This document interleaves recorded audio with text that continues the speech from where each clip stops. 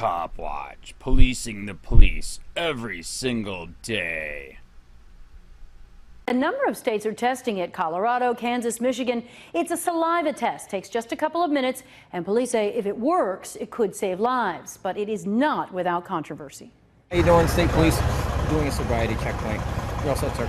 The Patriots game has just ended. Lots of cars on the road. Prime time for Massachusetts State Police to find potentially high drivers at a roadblock in Holyoke. It's the eyes, red, the pupils not reacting to the lights. There's a lot of different things. Nervous when you shouldn't be, sweating. Stop! They're looking for volunteers to help them pilot a roadside drug test. Troopers have promised drivers the results can't be used against them in court. It's for research. When's the last time you took heroin? Late last night before. And they've gotten a surprising number of volunteers. What did you say you had tonight? Just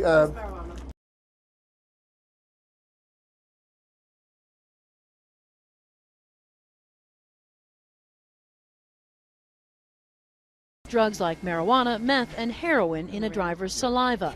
It's a positive or negative. It doesn't tell police how much of a drug is in a person's system. We have people that are, shooting up while they're driving. And we're coming up on cars that we think get disabled and people that are overdosing. Lieutenant Dan Griffin says it's difficult to get high drivers off the road.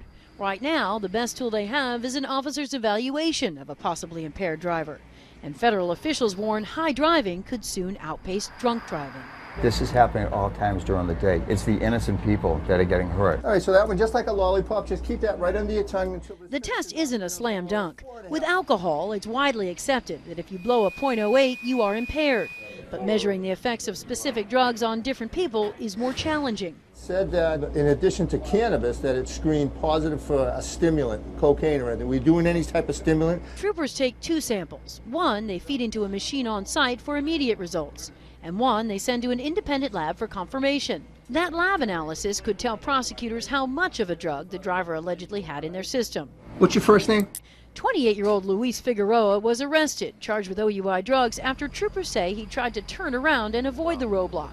The Springfield man, who volunteered to take the test, told us he smoked 2 joints on his drive home from work. Do you ever worry that you could hurt somebody? I only smoke on the way home, that's it. Police say it's a common misperception they battle. Drivers who think marijuana doesn't affect their reaction time. No effect on you whatsoever. Nope. And you do it again. State police hope to collect 200 tests by September and then present their findings to the legislature. Griffin says changing state law, however, could take years. Nothing moves quickly, and on something like this, we need to move quickly. State police are testing 2 machines, about $3,000 each. We demo one of them on our website. I was tested and did have prescription medication in my system, so would I have been considered a drug driver? Find out at NBCBoston.com. Allie Dunley, NBC Boston. Police using mouth swab tests for stoned driving despite admitting they're inaccurate. In their quest to catch people driving on cannabis, police are using tests that can't even detect how much cannabis a person has consumed. By John Vibes, August 11, 2018. The Massachusetts State Police are testing a new saliva swab to detect if people are driving under the influence of cannabis. State police have recently tested roughly 170 people at sobriety checkpoints and drug treatment clinics with these swabs, but even they doubt that the tests will hold up in court. Boston is not alone either. There have also been similar programs announced in Colorado, California, Kansas, and Michigan. State Police Major Rick Ball told the Boston Herald that police don't yet have technology comparable to a breathalyzer for cannabis. We're hoping the technology catches up and, similar to the breathalyzer, comes up with some way for us to detect if somebody is under the influence of marijuana. The goal is to maintain safe roadways, Ball said.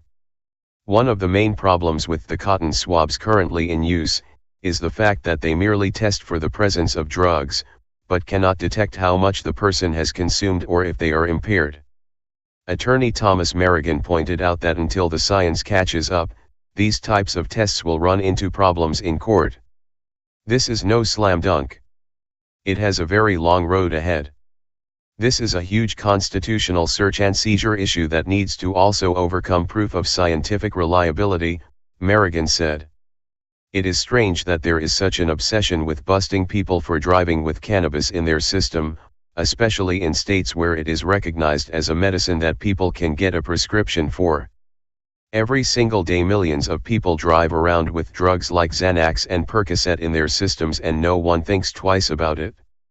Despite this hysteria, driving on cannabis is way safer than driving on alcohol or many prescription pharmaceuticals. In a recent study conducted by the National Highway Traffic Safety Administration, driving with cannabis in your system is not very dangerous at all. In the study, the roadside survey of alcohol and drug use by drivers, researchers said they found no evidence that being under the influence of cannabis increased a person's risk of getting into a car accident. Despite the significant evidence that cannabis is not harmful and actually has medical benefits, the propaganda that helped politicians outlaw the plant in the first place is still deeply ingrained in the minds of the masses, especially the police. According to a recent report from the Nevada Department of Public Safety, deaths from traffic accidents in Nevada dropped by over 10% in the first year that marijuana was legalized in the state for recreational use. Prior to legalization in Nevada, between July 2016 and May 2017, 310 people died in traffic accidents. But in the year since legalization took effect, between July 2017 and May 2018, that number was reduced to just 277. Similar numbers have been seen in other states that have implemented legalization. A study published by the American Public Health Association found that states with legal medical cannabis have lower rates of traffic fatalities than states with full prohibition. Although correlation does not automatically equal causation, it does seem that legalization is actually making the roads safer, debunking many of the claims that DUI would increase.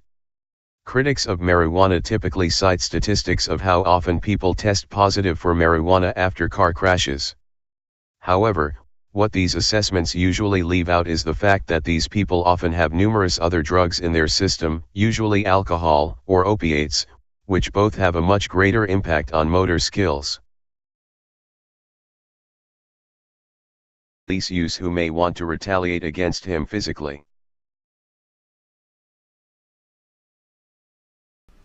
Hey Charlotte County, this is Charlotte County COPWATCH, and I just wanted you to know that I am using this stuff under fair use. And also remember to like and subscribe this channel. Also too, keep in mind I do not make any money on YouTube. This is 5 hours work a day, you know, fighting for freedom. And you can donate with PayPal and Patreon. I just want you to think about this. If everybody gives to PayPal and Patreon, Patreon is every month. Actually, PayPal you can do every month. I have 12,000 subscribers. If everybody gives, I can quit my regular job and go full-time investigations on Charlotte County and possibly even more and beyond. So just keep that in mind. If everybody helps out, I can go full-time doing this. Thanks.